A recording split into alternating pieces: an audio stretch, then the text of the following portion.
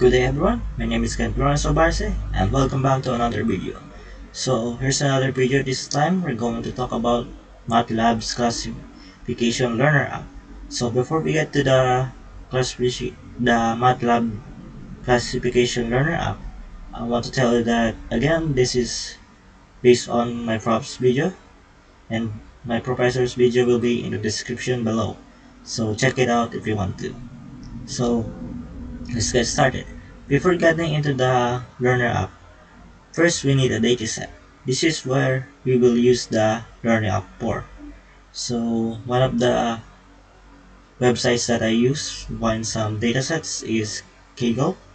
So the link is in here, ckaggle.com/datasets. I will put the link in the description below as well so you could check it out. I already downloaded mine, so I will get on to you on the Matlab classification learner app.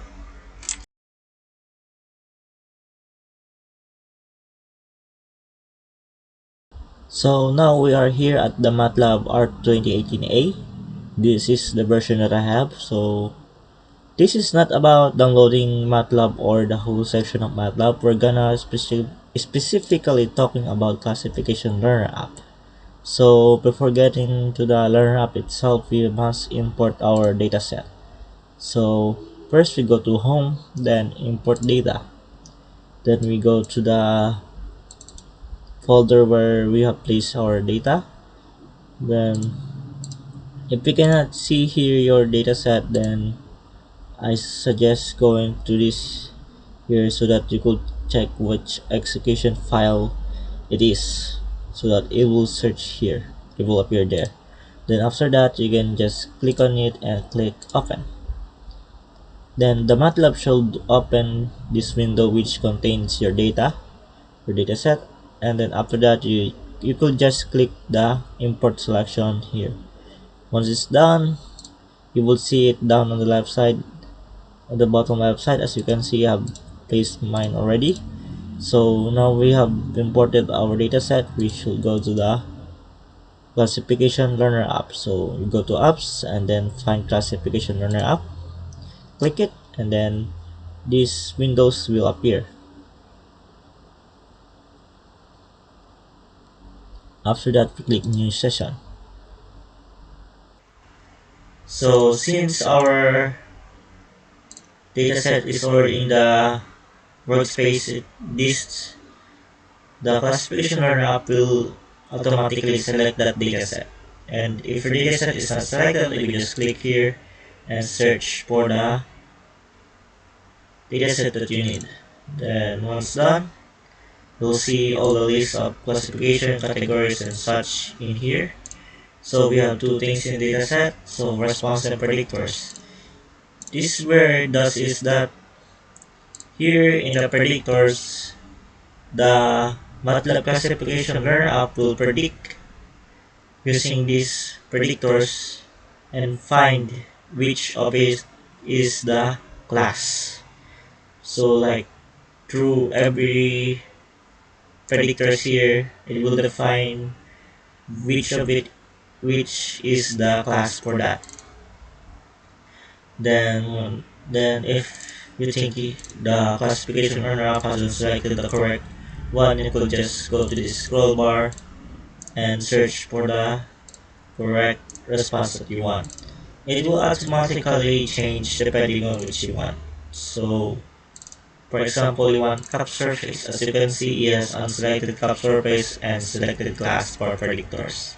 So it automatically adapts on which you select. So choose class, and then now here in the validation, it is about the folds that you will be using. So as you can see in the cross validation, it says 5 folds.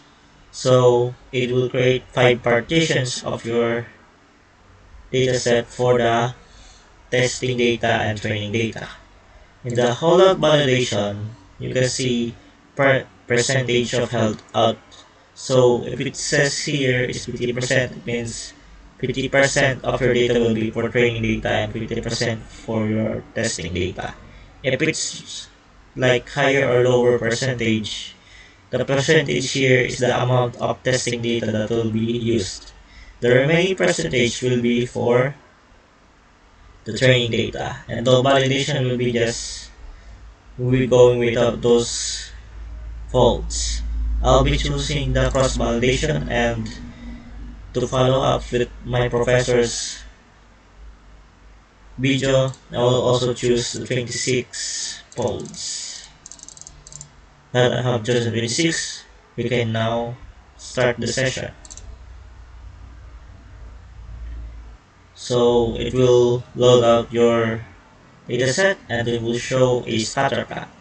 So this scatter plot will show many parts here that will be given to you. It is the prediction. So here at the top part are the models. There are a lot of models here, and if you know which models will be able to predict and be used to your dataset much better, then you could select it, and if you don't know, you could click all and then uncheck the spiral and then click train. So let's do that. Train. So as you can see, it has queued many models and it is now creating the accuracies, and I will check you back on that later.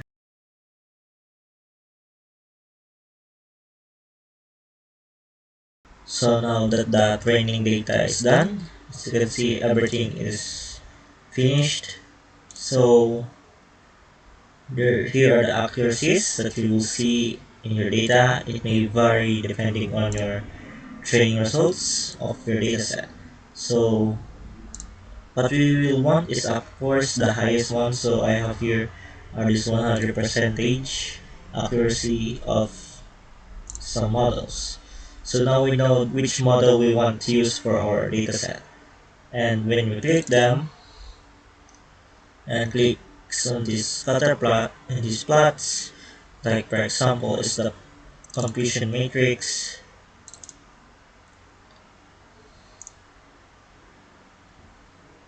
then it will show the correct accuracies that they have. So as you can see, it has both of these parts here as complete, so it has correctly predicted them, and one that is being wrongly predicted.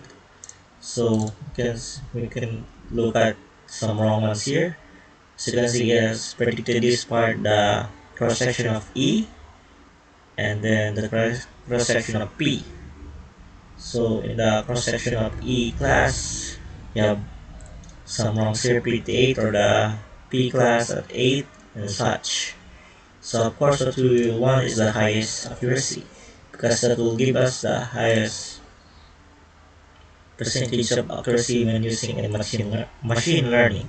So after that, you could just click the export model, and it will give you three choices: general code, export compact model, or export model. The export model or compact model will export the models that we have here. So we will of course choose the ones with highest parts, or we could choose the general code, which will generate a code that we can use for our other machineries such as microprocessors, and it will be helpful for our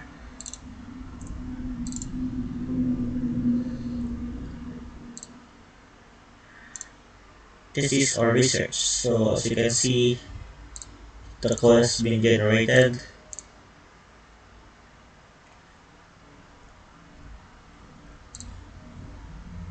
Now I'm going to just copy them and paste them to the machine that we will be using. So that's all for the video. So for overalls, Matlab can be useful in many things, and it could also be very helpful to us in research and dataset classifications using its classification learner app. Also, I'd say that Matlab is very resourceful, so it may take up some time in loading some parts in this Windows. So if you want to use Matlab, make sure that your desktop, your computer is compatible with these things so that it will run smooth and will finish things much faster. So that's all again. Thank you for watching.